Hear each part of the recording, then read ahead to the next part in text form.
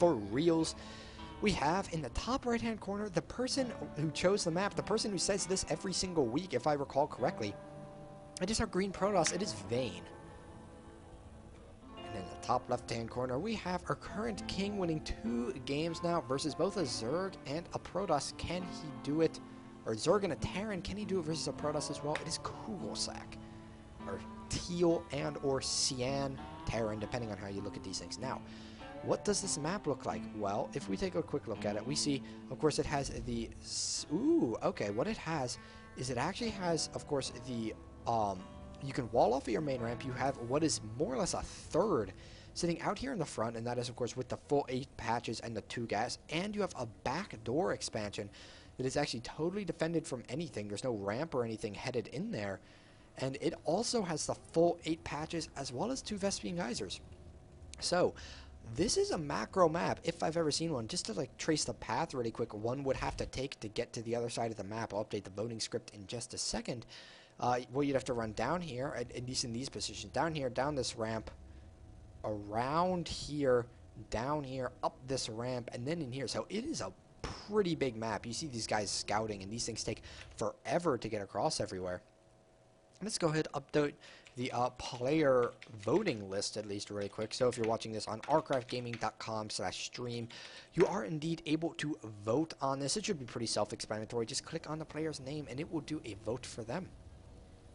And what are these players going to be doing? Well, Vayne going ahead and going for what looks to be so far like it could well be that totally standard 1 gate expand you see the Protoss players favoring versus Terran these days. But it could well be some kind of tech play. At the same time, we will see whether that is true when we see whether he chooses to throw down the second gas or not. Now, Kugelsack is going to be going for a 1 Rax, no gas expand, which of course totally makes sense when you have this expansion in the back of your base, and you don't really have to worry about things. In Vayne looking to be doing the same thing, but Kugelsack, these guys actually see each other, so that's a little awkward, but they will be seeing if the other expands, and wow, Vayne actually getting a second gas right there. He's going to go ahead and attack this, but the second gas is an interesting choice. Might not be looking to go ahead for a fast expand. So Kugelsack has his second command center pretty well on the way, about a third of the way done already, and this SCV did die, unless I'm much mistaken. Yes, it did. So this probe up to 1 kill. It is only a disciple, but someday it might be more. Looks like he is opting to expand. Oh, okay. He's doing the build with the 2 guys on each gas for a total of 4 mining gas. And I know Day9 did a daily on something like this that Naniwa and Sase would use. I can't totally remember it, but I do remember it involved 4 people on 2 gases, as opposed to 3 on each, 3 on 1, something like that. So it allows you a bit more tech. Wow, you still get a pretty quick expansion, but you have to keep in mind it's still a good 60 seconds behind that of his opponent, and that can hurt. He's going to be doing the SCV transfer, throwing up these double gases, adding on that second and third barracks, of course, getting ready to go for that bio play that Terran players have in the past, currently do, and almost always probably will, favored against these Protoss players. At the same time, Vayne opts to go for a pretty fast robo. Probably assumed that his opponent went for that fast expand and is not worried about too much early pressure of any sort, so he feels confident in going ahead and getting that up. Now, what are the worker counts looking like? Well, Vayne is obviously ahead, as he should be, simply because of the fact that he plays Protoss, he has Chrono Boost.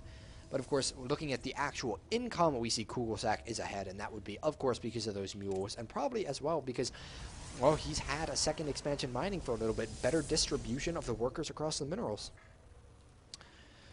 Concussive shells coming up from Kugelsack, which of course makes complete sense because that is kind of what you go for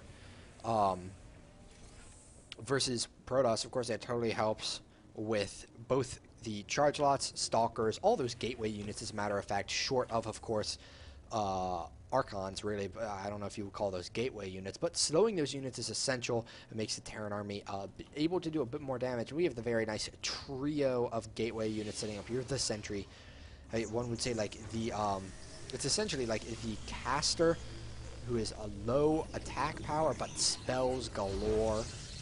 The, I don't know what you call this guy, maybe like assassin almost, because like he's faster, And I mean, they are Dark Templar, correct? Or they were. And then the Zealot is really the best way to describe this, just because of the fact, you know, very zealous, very up and in your face. And I see Turtle Boy saying in chat, "Oh, now he wants to macro. I'm bitter." It's okay, Turtle Boy. It really just happens. And of course, those kinds of builds are things that happen in StarCraft 2. And you definitely took a bit of a risk doing the build you did, just because of the fact that you went for an early Reaper play that really didn't do any damage, and then followed up with a really quick expansion. And of course, taking a risk in that kind of sense. But yeah, Helix Python, definitely pretty correct there, saying not really a choice on this map. He does have an observer sitting up here, but really, just because of the fact that the Terran player was able to wall off, a Protoss player would be very hard-pressed to break out of this. And of course, the Terran player already has an expansion. So the Protoss player, unless they went for some really quick Warp Prism, possibly Dark Templar play, they would be hard put to really put some pressure on the Terran without expanding themselves. And I hear another building going down. Well, it's just a pylon. Vayne up on the 3 gateways now, and the Robo starting to get out Colossus, but unfortunately supply blocked, building those 3 pylons at once. And we do have the robotics bay back there, so it won't be very easily scouted, but the risk, I would think, is it could maybe be easily picked off by a drop somewhere back in this area. And once again, I see Turtle Boy saying in the chat, "I haven't been cheesed on ladder in so long, I completely forgot how to hold it off." Yeah, I mean, it's just something you have to get used to. The other day on ladder, I got 6 pool all in a ZVZ. It just kind of happened. And then, of course, dealing with Protoss players walling off or cannoning you out of your natural all the time, or at least attempting to, and making it annoying for you. It happens. You even see it at the level of the GSO with players like MVP. And I must say, I personally think a well-executed all-in is still an absolutely beautiful play, just as good as any kind of macro play.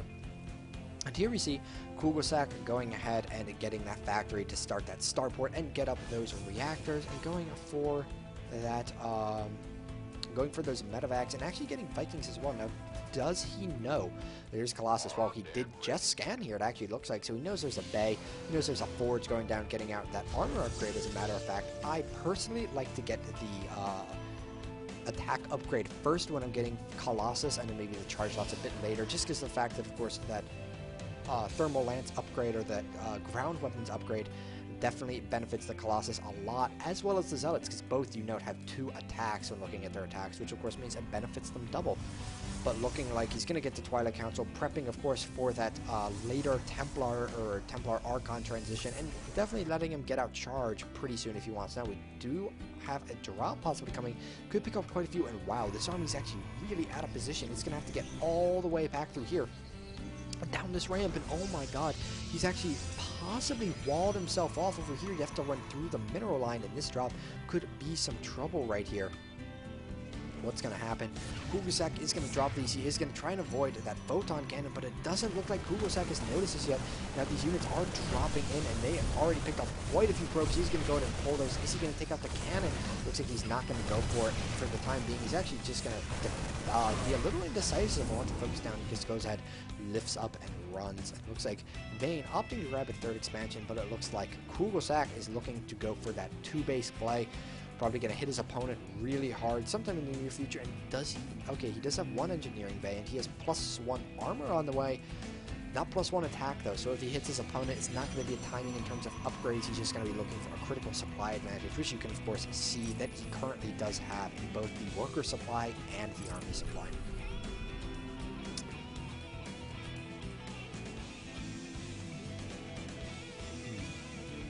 Buns, I see you saying when you played gold you got cheesed a lot, now it never happens. Yeah, I mean, I would say, I mean, of course there's like different types of cheese. I haven't had a pull all SCV cheese ever really, which is, of course, maybe not quite as prevalent versus Zerg, but who knows.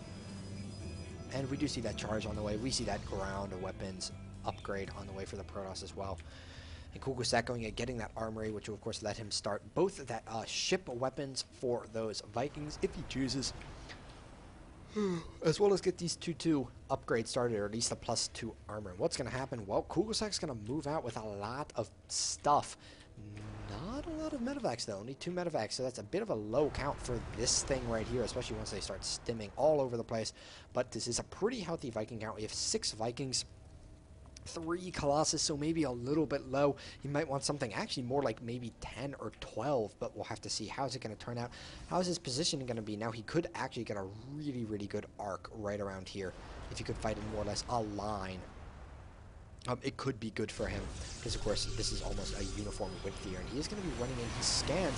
Now, does Vayne know what's up? Well, Colossus taking a lot of shots now. He does everything. He's just going to be attacking. No force field's going down, actually, and oh my god, Vayne's army is melting. All the Colossus have fallen, and that is GG right there, honestly. There's no way he can come back from that. So this Nexus is going to fall. He's going to get a big warp in. But you see all these units have low health because of how much they stim, but really, it doesn't matter too much. This is still a lot of units. You can warp in as many charge slots as you want. It's going to be tough, I am telling you. He's going to go ahead and snipe that pylon, which is going to unpower the Robo, maybe, if he does get it, which would, of course, make one immortal less, one immortal armor less thing. Forces to cancel on a lot of warping into units. And this is not fun. If you go for a fairly fast third as a Protoss, you're going to have a bad time, at least when your opponent does this. And Vayne down by about a third of the supply of his opponent. And I find it interesting that still no one is voting. People are like, I still think Vayne's got a 50% chance of winning here, but there we go. He does GG. 2 base Terran, Imba, Kugelsack saying yes, and then the game ends. So it seems that the players agree that